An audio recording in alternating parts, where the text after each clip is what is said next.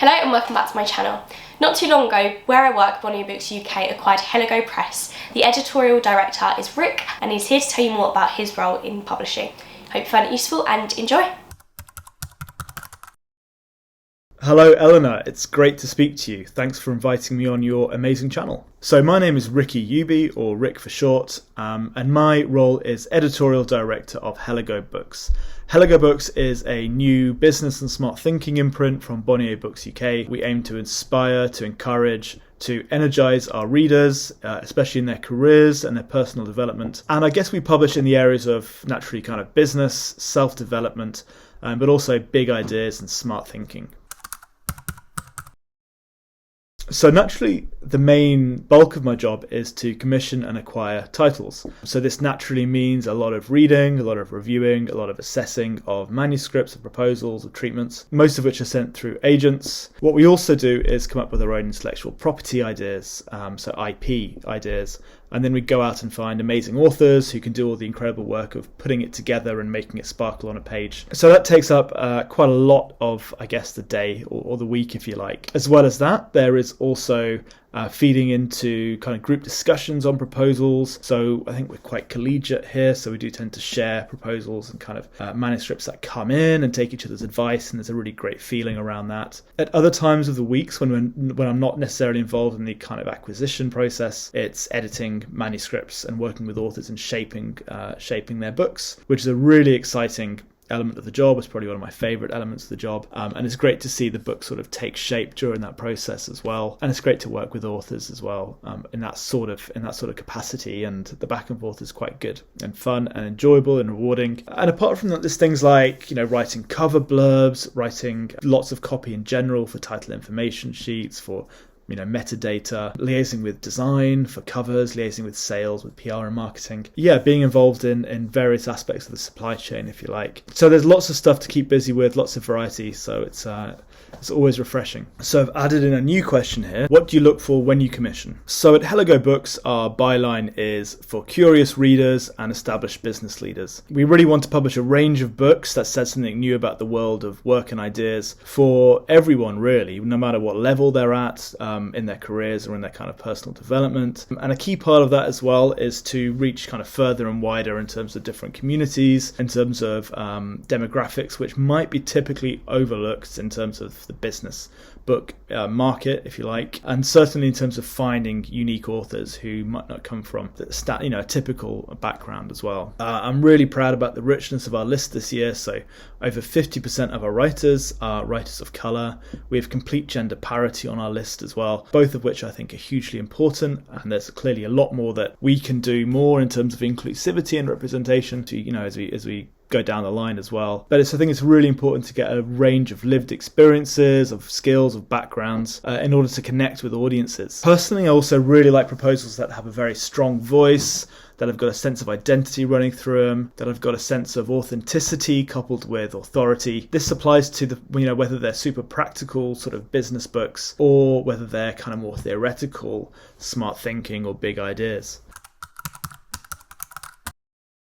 Throughout the week, we've got various meetings. On Wednesday, we have a non-fiction editorial meeting, which is a great environment for kind of comparing notes on each other's proposals, which we've got sent in. And it's fantastic for kind of helping your decision making about what proposals you'd like to take forward and which are right for your imprint. It also helps to refine pitches for if you want to take that proposal to acquisitions. Acquisitions is not just non-fiction editorial, but it's people from across different functions within the business. So there'll be everyone from sales, from PR, from marketing, from audio, from international, from rights, from production, design, and they all help feed into this acquisition process to kind of essentially work out if we like a proposal, and hopefully people do if we've got it to that point, but also what the kind of level is or what the advances that we'd offer for that proposal. So those are two key editorial meetings throughout the week. There's also a weekly covers meeting, which is obviously when design show us the incredible covers and the routes forward they've come up with for the titles,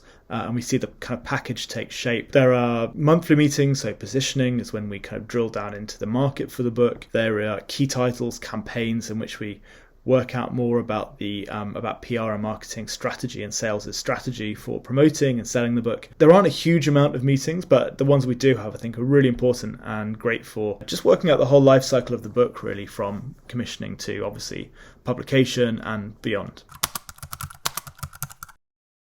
So I think it's quite hard to pick out one element that is the favourite element of my job. I love working with incredible colleagues who are generous and supportive and really smart. It's great reading so much and so many great proposals that come in, even if you don't think it's necessarily right for the imprint. Chances are that they're great content in their own right. But I think if I had to pick something, it would be the kind of initial stages of shaping a proposal and an early manuscript into a finished book. That back and forth with the author, kind of coming up with editorial problem solving, finding solutions, and kind of seeing it all come together on the page in front of you is really exciting. So I think, like a lot of people who started publishing well before COVID hit in 2020. There are lots of great memories from the communal aspect of publishing, I think. So communal things like book launches, like award dues, travelling with authors to interview the BBC or the Tay Festival. But I think what's really cool right now is that all these things are as safely as possible coming back, and they're happening again. Book launches are in full swing. We're launching Connect by Simon Lancaster, one of the first of our books at the Groucho Club. So there's all that real excitement and buzz and energy coming back into the book industry. So I think it's a really exciting time, and I think everyone who hasn't experienced that, and I know there are lots of people who started and joined during kind of hybrid working or lockdowns, I'm sure they'll find real excitement in that kind of communal aspect of publishing, which is essentially a people industry. There's so many things, I guess, looking back, I wish I'd known sooner about the industry. It can seem pretty arcane, especially if you don't know anyone within the industry to begin with, and you're coming in as a bit of an outsider. There's strange things like, sailor return policies, terminology at a basic level. I think perhaps the most meaningful thing is that despite highfalutin job titles or hierarchies, people are really supportive if you and willing to give you their time if you kind of ask it of them. Everyone's very generous, supportive, and everyone's got a shared passion, I guess, for what we do. So despite some people seeming, or some people being very senior, there is a willingness to share and to pass on knowledge and to help. So I think that's the thing which I've definitely learned, and I think it's important because people don't often ask for that help. They might seem cowed or intimidated in meetings, especially in group meetings, but you don't need to be. I think everyone wants to hear what you've got to say. So I think that's a really, really kind of important thing to learn. So I think this is a great question. What advice would you give to someone trying to get a similar role to yours?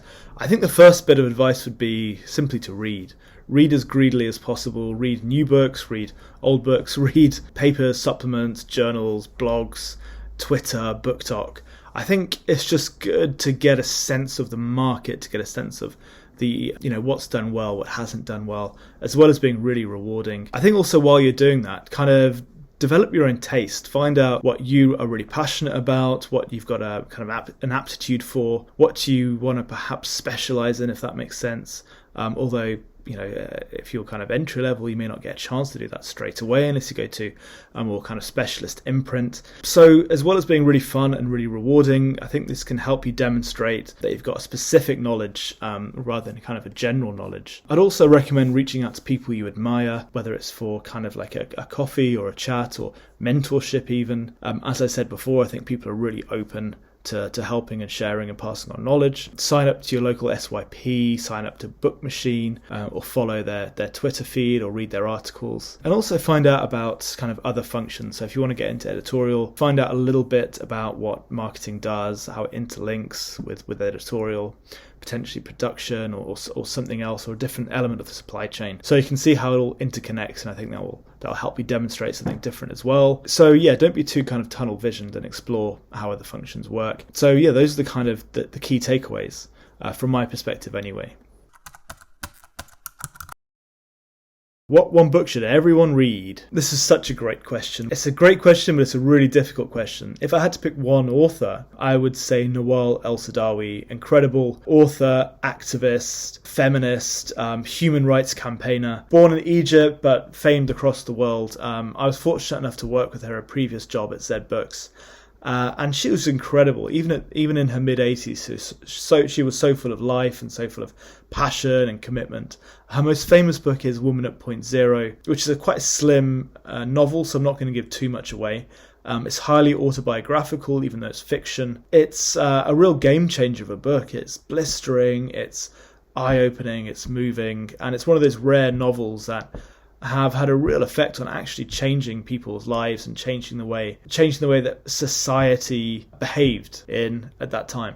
I'm not going to say more than that, but I think everyone should read Woman at Point Zero by Nawal El Saadawi.